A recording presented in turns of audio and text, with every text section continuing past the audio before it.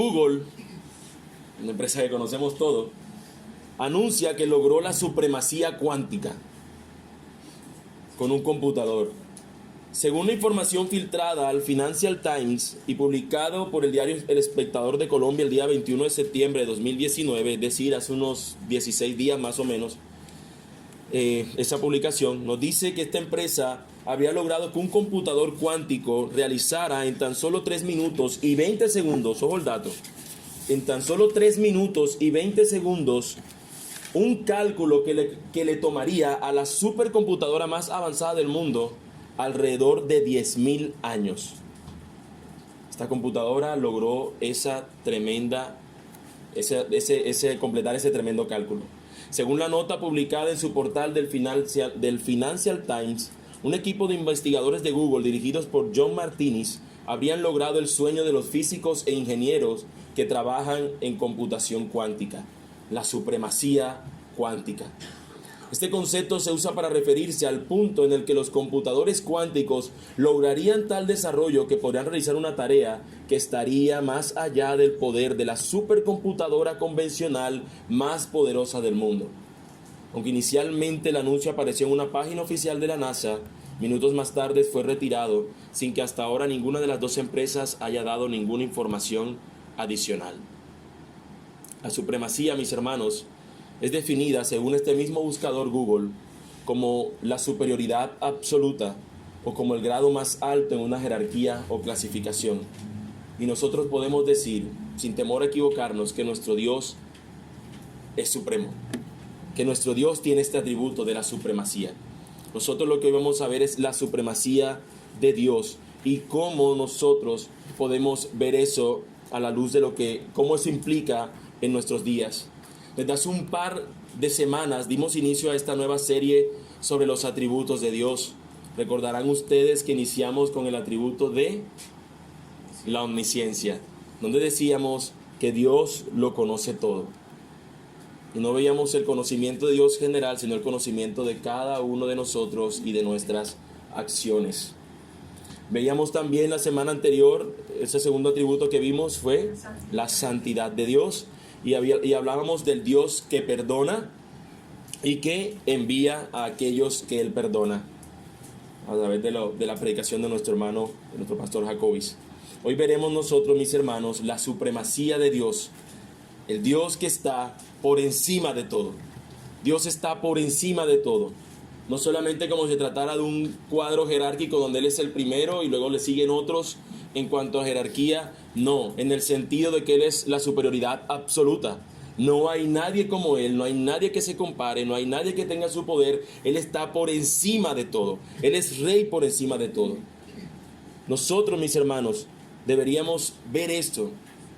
En este texto lo encontramos muy fuertemente, saltan a nuestras cabezas el ver al Señor como todopoderoso, como estar por encima de todos. Pero antes de ir al texto, yo quisiera que nosotros viéramos un poco del contexto del libro de Isaías, un poco del contexto de esta parte, porque es importante para algunos detalles que necesitamos tener en cuenta al momento de ir al texto. Primero, es que Isaías, el libro como tal, es un libro que está lleno de profundos detalles acerca de la naturaleza de Dios y su plan sobre la tierra.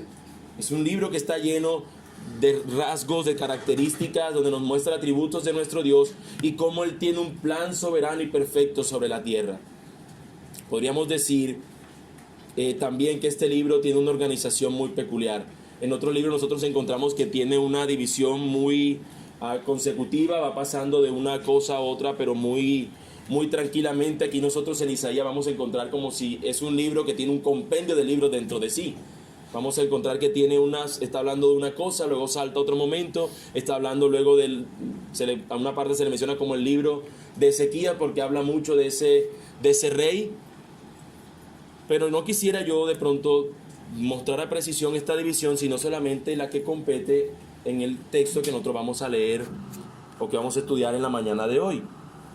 Esto trata de una sección del libro que va de los capítulos 40 al 48 y tratan de profecías dirigidas a una situación muy diferente a la que el profeta está viviendo en su tiempo presente. Esta profecía está situada 200 años en el futuro. El gran enemigo al momento del cumplimiento de la profecía es Babilonia. Así que permítanme desglosar esto que acabo de decir. Isaías es usado por el Señor para hablarle a su pueblo en el presente, diciéndole que se mantengan y que vuelvan su mirada ante el Señor. Recuerden que eso lo veíamos en Isaías 6 cuando hablamos de la santidad de Dios.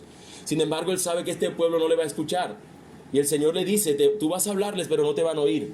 Porque el Señor ya tiene fijado un propósito, y es que ellos van a ser exiliados, van a ser llevados por una nación conocida o llamada Babilonia.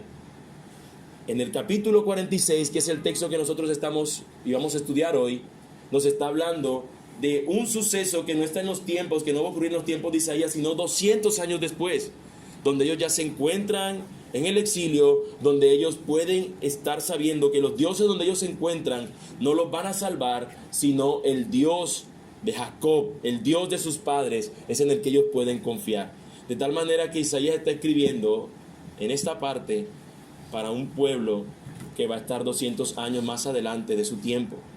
Él está escribiendo una profecía y él les va a decir a estas personas: confíen en Dios, porque Él lo que promete lo cumple. Nos es necesario, mis hermanos, hacer mención de estos detalles para poder entender algunas cosas que ocurren en el capítulo. Y que aún cuando Babilonia, que es una gran nación, una nación con un poderío inmenso, nosotros podemos, aunque pensemos que Babilonia es grande, este texto nos invita a considerar que nuestro Dios es aún más grande. Aun cuando el imperio babilónico tenía estas personas adheridas a ellos, subyugadas, y se veía como un poderío impresionante e imposible que pudiera ser derrotado, nuestro Dios se muestra como el Dios que está por encima de todo, aún de un imperio tan poderoso como Babilonia. Así que, mis hermanos, es interesante tener esto como contexto, y yo espero que nosotros podamos ver entonces este capítulo 46 a la luz de 3 encabezados. Primero, los dioses falsos y la incapacidad de su poder. Versículos 1 y 2. Segundo, el Dios verdadero y el alcance de su poder. Versículos 3 y 4. Y el Dios verdadero por encima de los dioses falsos. Versículos 5 al 13.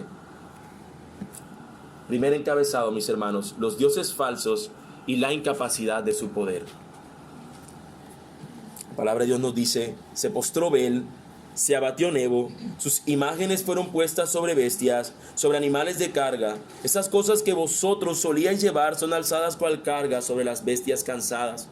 Fueron humillados, fueron abatidos juntamente, no pudieron escaparse de la carga, sino que tuvieron ellos mismos que ir en cautiverio. Según lo mencionamos anteriormente, el Señor le está hablando a un Israel que se encuentra 200 años después del profeta haber pronunciado estas palabras. El texto inicia mencionándonos unas acciones que están haciendo un tal Bel y un tal Nebo. Un tal Bel y un tal Nebo están haciendo algunas cosas. ¿Qué cosas? Nos dice el texto que se están postrando y que se encuentran abatidos. ¿Quiénes son ellos? ¿Y por qué razón están haciendo eso que nos dice el texto que están haciendo? La razón de por qué se postran es en señal de derrota y de humillación.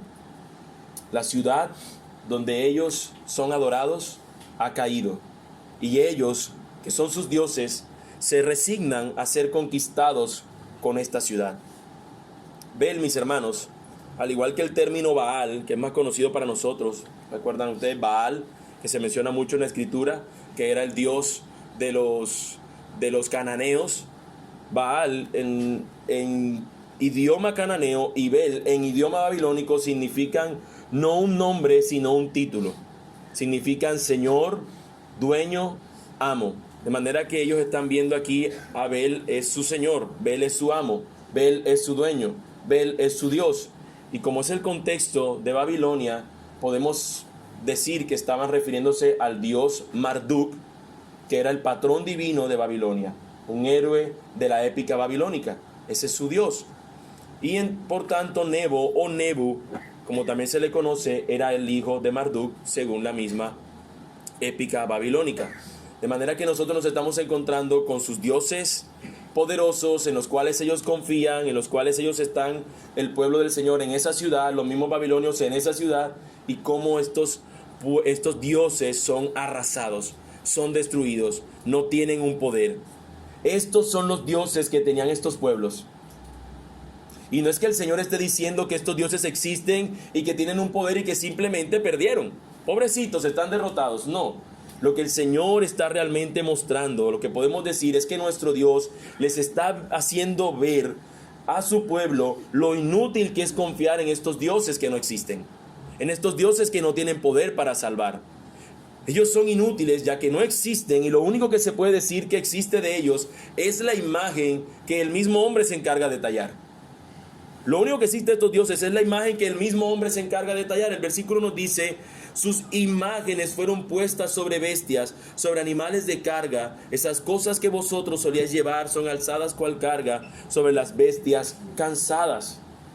Estas imágenes de estos dioses son llevadas ahora por unos animales, por unos bueyes. Era una tradición en la región de Mesopotamia llevarse a los dioses del enemigo derrotado para añadirlos al panteón del conquistador. Lo que hacían ellos era que cuando derrotaban una ciudad y esta ciudad tenía unos dioses particulares, ellos tomaban las imágenes de los dioses, las ponían en una carreta, las llevaban como un trofeo y ahora decían: la ciudad y su Dios ahora son mis servidores. Ahora tengo más poder, decían ellos, porque los dioses de ellos también me sirven a mí. De modo que era para ellos un símbolo donde los dioses ahora terminaban siendo un Dios que les servía a ellos. Recordarán ustedes que Babilonia hizo lo mismo con la casa del Señor, sacando el tesoro del templo. No sé si tenían eso presente, pero cuando es llevado el pueblo del Señor, en el templo es saqueado y se terminan llevando los utensilios del Señor. Recordarán que en Daniel nos hablan acerca de ello y cómo el rey terminó tomando estos utensilios y haciendo un uso indebido de los elementos santos del Señor. Mis hermanos, nosotros podríamos decir al ver esto y al ver la situación de Israel y todo este tema que nos dice, versículo 2, fueron humillados, fueron abatidos juntamente, no pudieron escaparse de la carga, sino que tuvieron ellos mismos que ir en cautiverio, hablando el Señor de estos dioses. Nosotros terminamos diciendo: oye, ¿qué Israel tan idólatra? ¿Qué Israel tan idólatra? ¿Qué pueblo tan necio? Teniendo un Dios que les había mostrado maravillas, y ellos se terminan yendo tras estos dioses que no sirven para nada. Podríamos nosotros mirar a Israel y decir: qué pueblo tan idólatra. Sin embargo, mis hermanos, nosotros no podemos excluirnos de esto. Si tú estás aquí, no lo pienses simplemente como que otros son los idólatras. Tú y yo lo somos también. No podemos excluirnos del asunto porque nosotros también somos idólatras. Tal vez tú no estés con una carretilla comprando un güey y diciendo: aquí voy a montar mis ídolos y los llevo a pasear a mi casa. Tal vez tú y yo no nos veamos con una vela poniéndosela a un santo patrono del pueblo donde nosotros crecimos. Tal vez nosotros no nos postramos físicamente ante algún altar de una divinidad pagana. Sin embargo, y permítame citar a un autor llamado Tim Keller, que algunos ya conocen por el libro que estudiamos los jueves. En su libro acerca de los ídolos falsos dice: nuestra sociedad contemporánea no es fundamentalmente distinta a esas sociedades antiguas. Todas y cada una de las culturas se hallan bajo el dominio de su propio conjunto de ídolos. Cada una tiene sus sacerdotes, sus tótems y sus ritos. Cada uno tiene sus santuarios, ya sea que se trate de torres llenas de oficinas, balnearios y gimnasios, estudios o estadios, yo agregaría universidades o colegios, donde se deben hacer sacrificios para poder conseguir las bendiciones de la buena vida y alejar de sí los desastres. ¿Qué son los dioses de la belleza, el poder, el dinero y el éxito? Sino estas mismas cosas que han alcanzado proporciones míticas en nuestra vida individual y en nuestra sociedad. Aunque no nos arrodillemos físicamente ante la estatua de Afrodita, hoy en día son muchas las mujeres jóvenes que son arrastradas a la depresión y a los desórdenes en la alimentación por una preocupación obsesiva por su imagen corporal. No quemaremos un incienso real en honor de la diosa Artemisa, pero cuando el dinero y la carrera son elevados a unas dimensiones cósmicas, estamos llevando a cabo una especie de sacrificios de niños.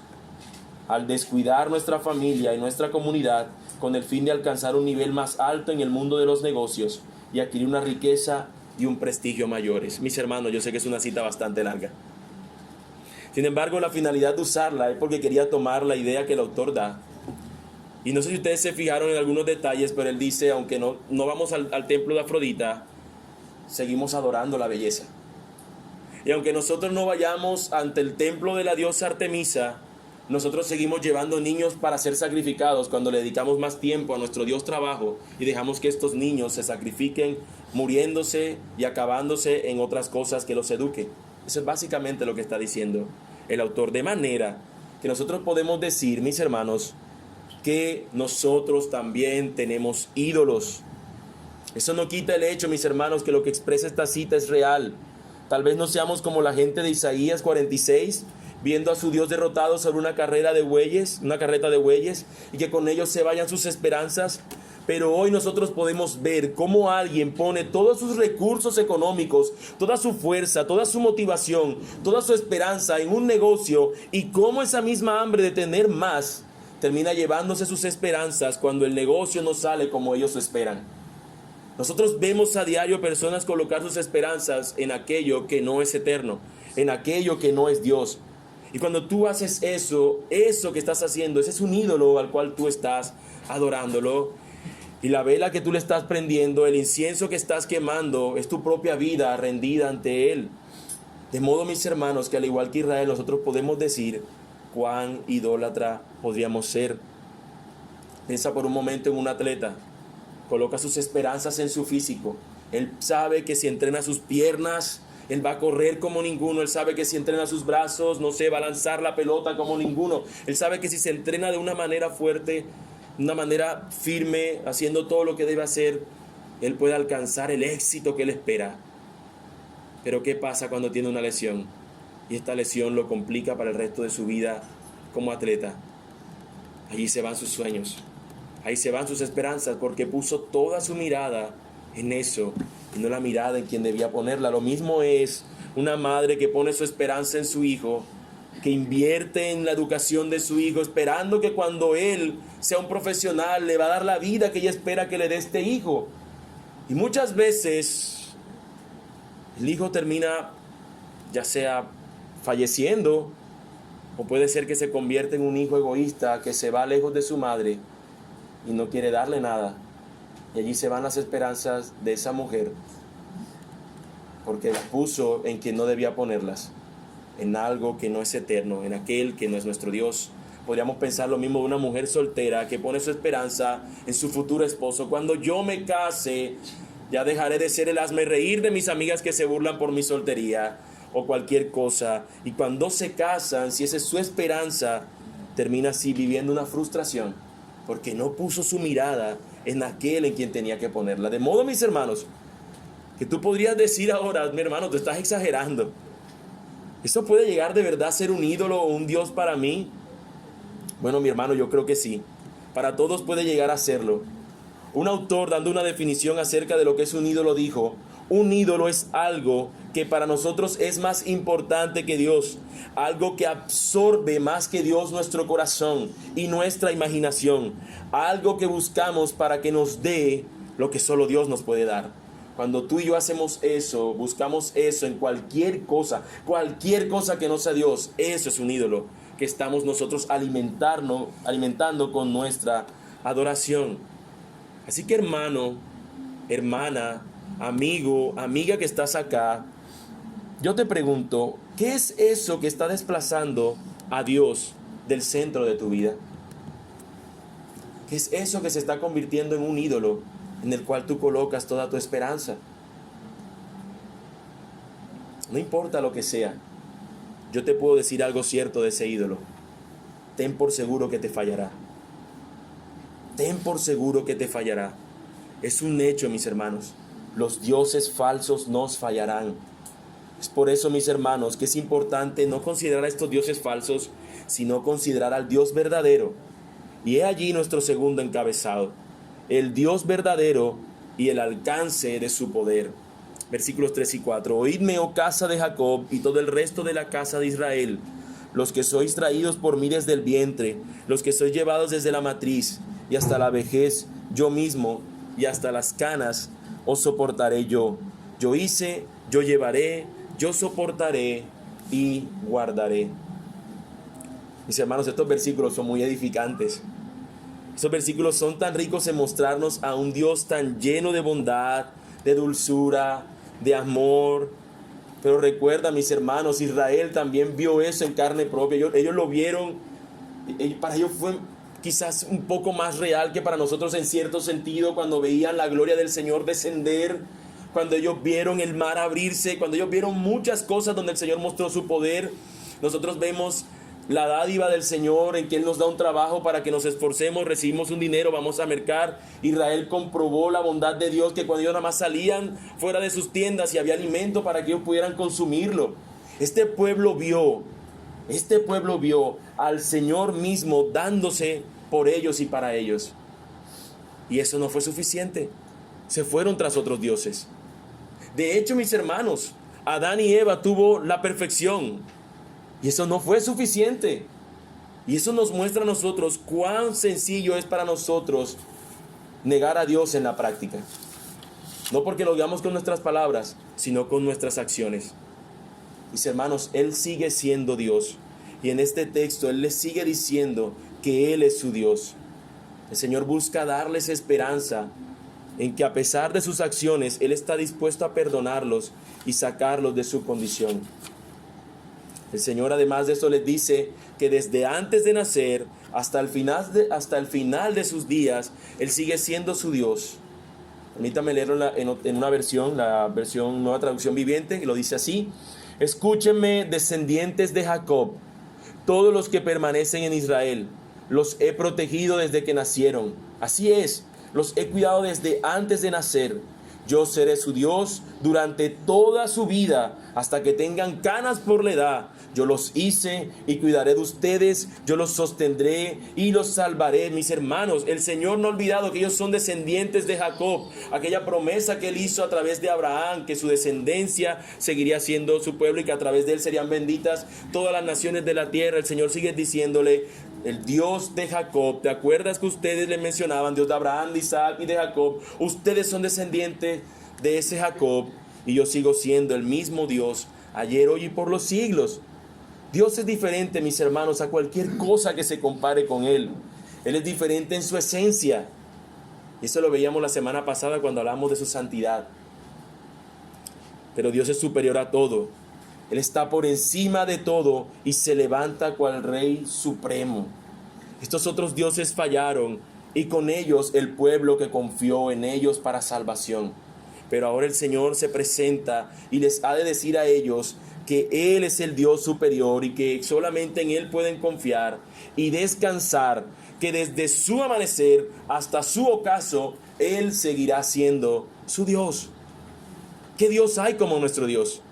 Que a pesar de nuestras acciones, que a pesar de nuestros pecados, Él nos perdona y nos transforma y nos sigue llevando como sus hijos. Y así como nos encontró, no nos deja, sino que nos sigue transformando conforme a la estatura del Santo, de nuestro Señor Jesucristo. ¿Qué Dios hay como nuestro Dios? Que perdona y que salva. Mis hermanos, es maravilloso ver los verbos que pronuncia el Señor en relación a su pueblo. Yo hice, yo llevaré, yo soportaré, yo guardaré. En la versión que leí ahorita dice: yo los hice, yo cuidaré de ustedes, yo los sostendré, yo los salvaré. Mis hermanos, tú sabes eso de Dios. Tú has leído en su palabra y has visto cosas que el Señor dice que ha de hacer con su pueblo. Yo te pregunto, si tú sabes que hay otros, si tú sabes esto, ¿por qué tú te has ido tras otros dioses? Si esa es tu condición, mi hermano, recuerda que en el Señor encuentras perdón, gracia, amor y esperanza, ya que Dios se presenta como el verdadero Dios que puede salvar a su pueblo. Y es por eso, mis hermanos, que nosotros podamos ver la importancia de este tercer y último encabezado. Y es: el Dios verdadero está por encima de los dioses falsos. El Dios verdadero está por encima de los dioses falsos, y son los versículos del 5 en adelante. Mis hermanos, nosotros solemos darle amén al hecho de que Dios es grande y que es más grande que cualquier cosa creada. Nosotros solemos darle amén y cantar con todo nuestro corazón, entonar una canción que dice cuán grande es Él. Para nosotros esto es algo que nosotros decimos. Si alguno de nosotros dijera, hermanos, Dios es grande, podríamos decir nosotros, por supuesto que sí. O alguno gritar amén con todas sus fuerzas, aleluya. Pero mis hermanos, aunque eso es cierto para nosotros, nosotros debemos decir con total honestidad que esto nosotros no lo hacemos a diario. Nuestras vidas no suelen lucir como las de alguien que ve al Señor como más grande que cualquier cosa, sino que por el contrario, vemos en otras cosas esa grandeza. Vemos en otras cosas lo que esperamos recibir, lo que queremos nosotros en lo profundo de nuestro corazón. Y cuando nosotros hacemos eso, terminamos adorando eso que nosotros anhelamos.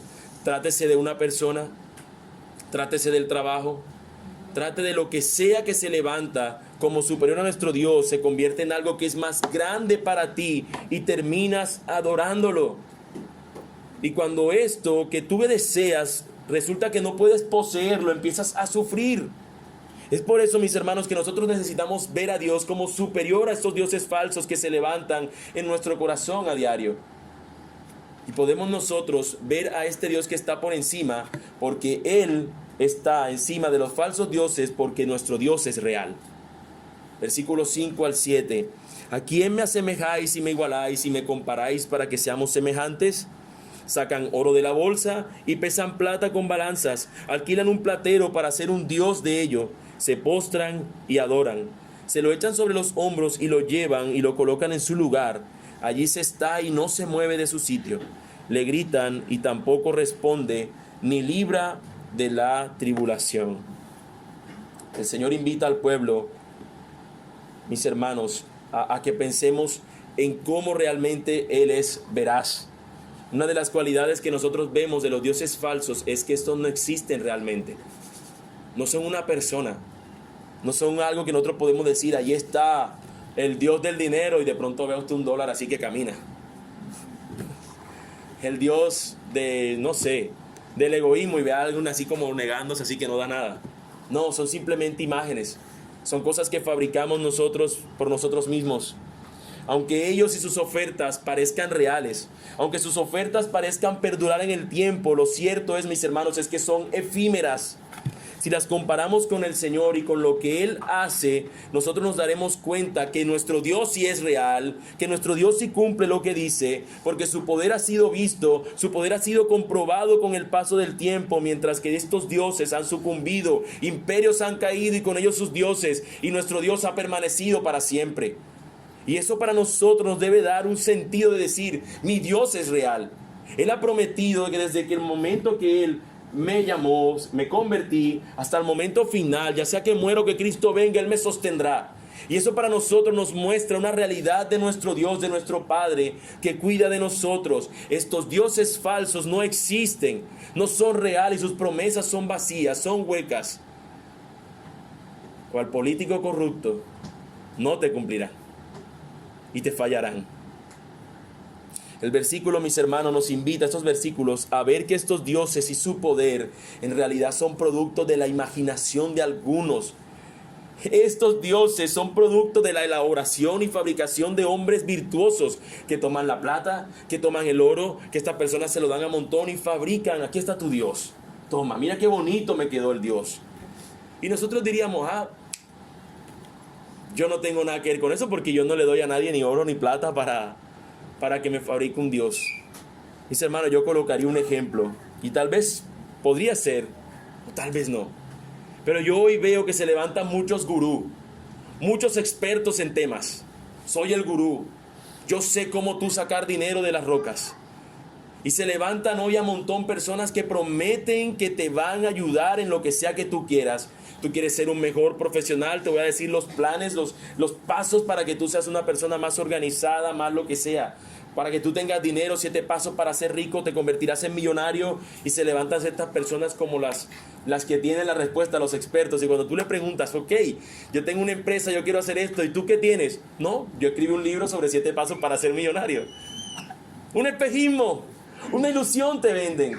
Ellos no ponen en práctica los consejos que te dan. Ellos no tienen una empresa exitosa, ellos no tienen nada, simplemente tienen un libro que te dicen cómo ser exitoso.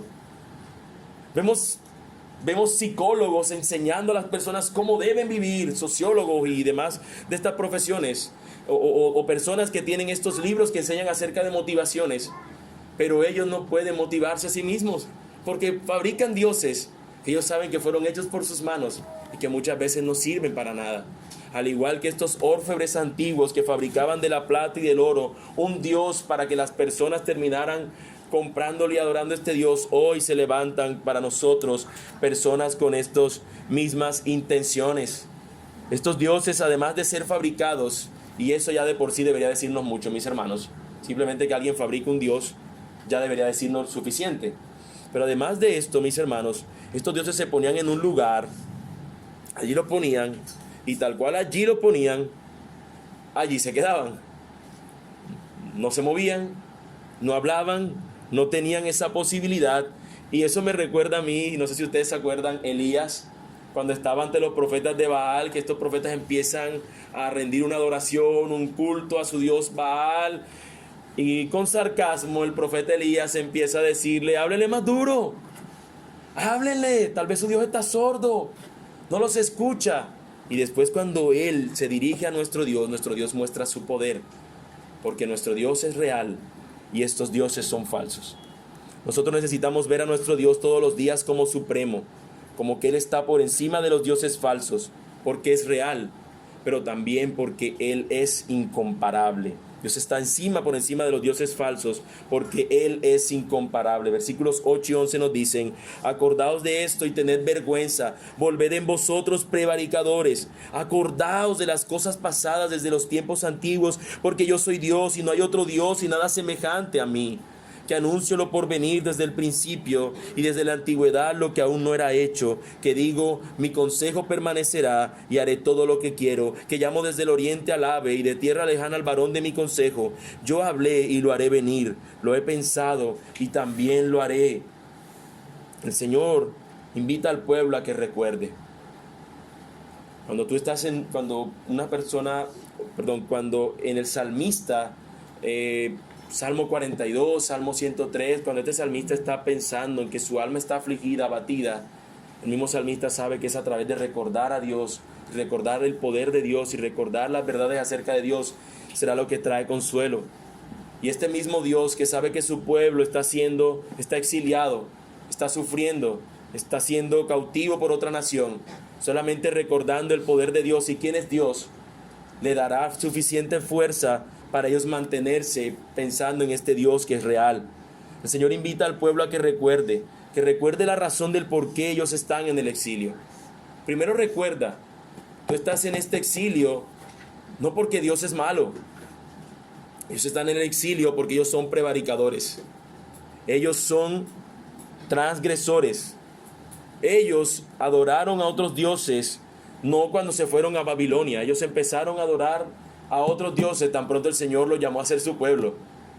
Cuando estaban antes de entrar a la tierra prometida ya venían con algunas costumbres egipcias, y cuando entran a la tierra prometida a todas estas naciones cananeas, ellos se tomaron estos dioses para sí, y siguió esta idolatría en Israel durante todo el tiempo. Israel fue un pueblo idólatra, pero ellos pueden recordar que aún en medio de su idolatría el Señor puede perdonarles, y que Él se levanta por encima a los dioses de las otras naciones. Él no es igual a los otros dioses. Él es incomparable. Acordaos de las cosas pasadas de los tiempos antiguos, porque yo soy Dios y no hay otro Dios, y nada hay semejante a mí.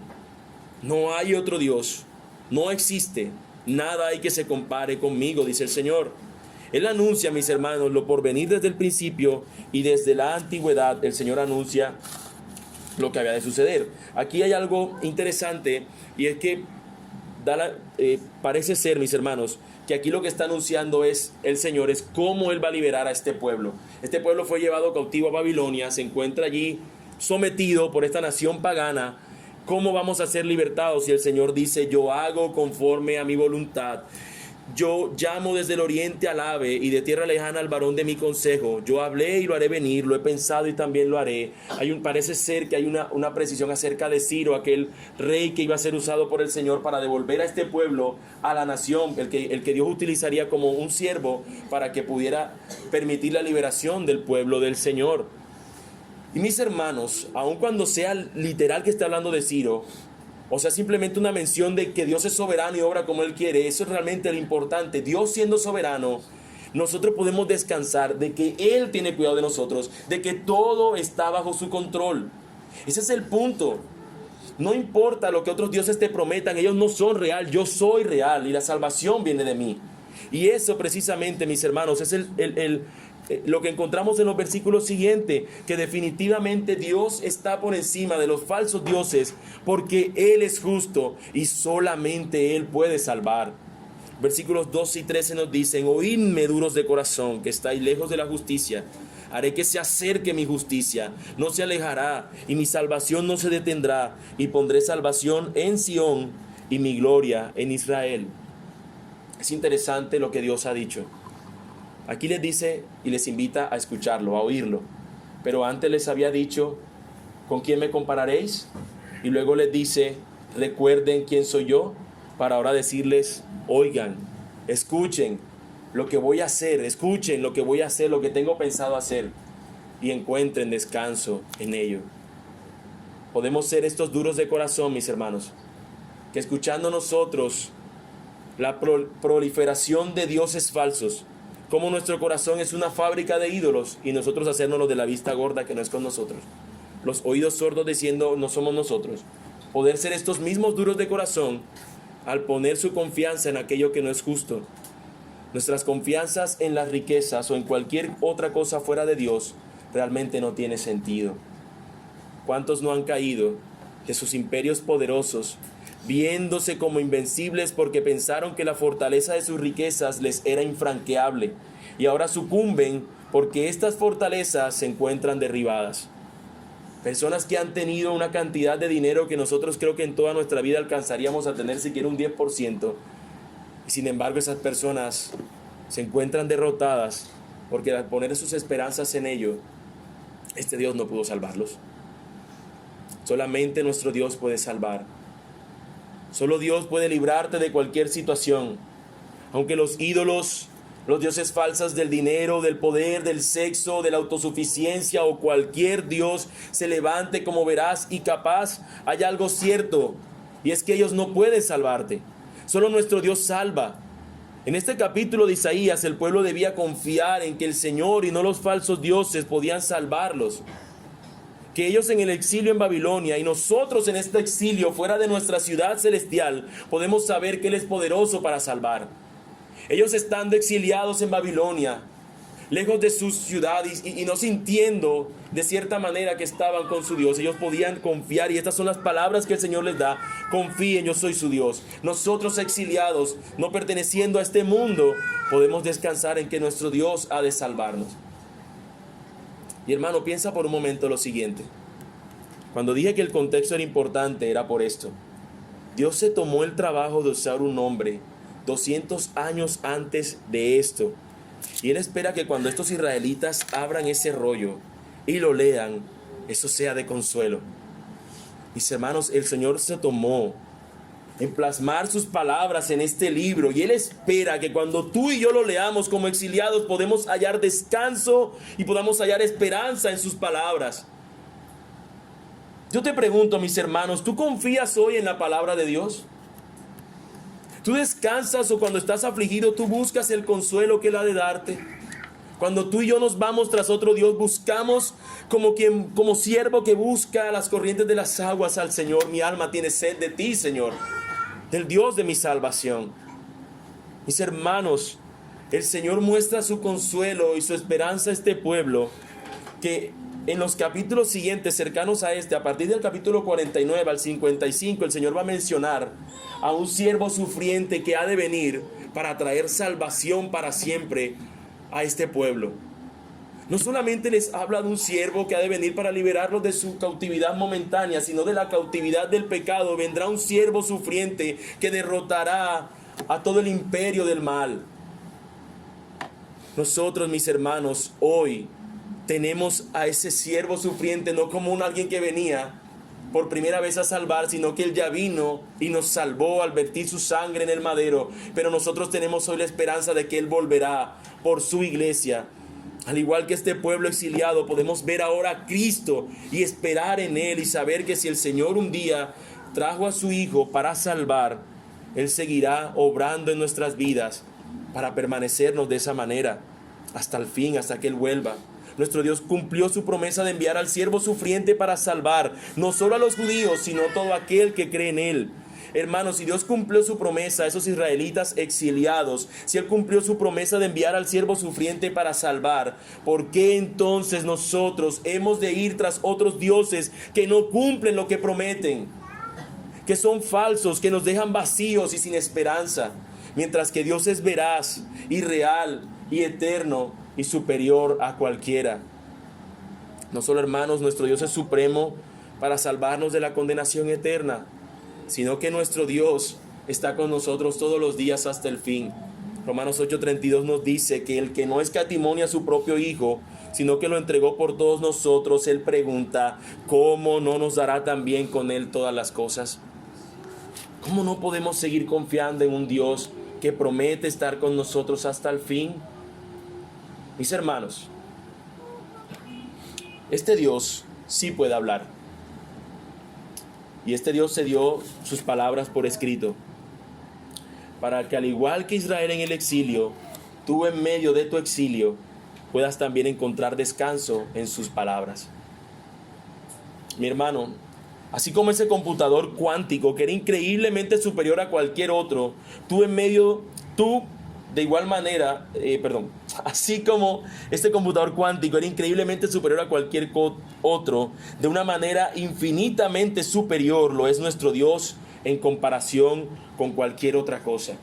Así que, hermano, no dejes de ver a Dios, no dejes de buscarlo a Él y mucho menos de vivir para su gloria. Él está por encima de todo. No adores nada más, solo a Él. Y amigo, tú que estás aquí en esta mañana visitándonos, que te encuentras aquí sin realmente haber puesto tu confianza y tu fe en el Señor, tú has sido expuesto a este mensaje que nos muestra a Dios que está por encima de cualquier cosa.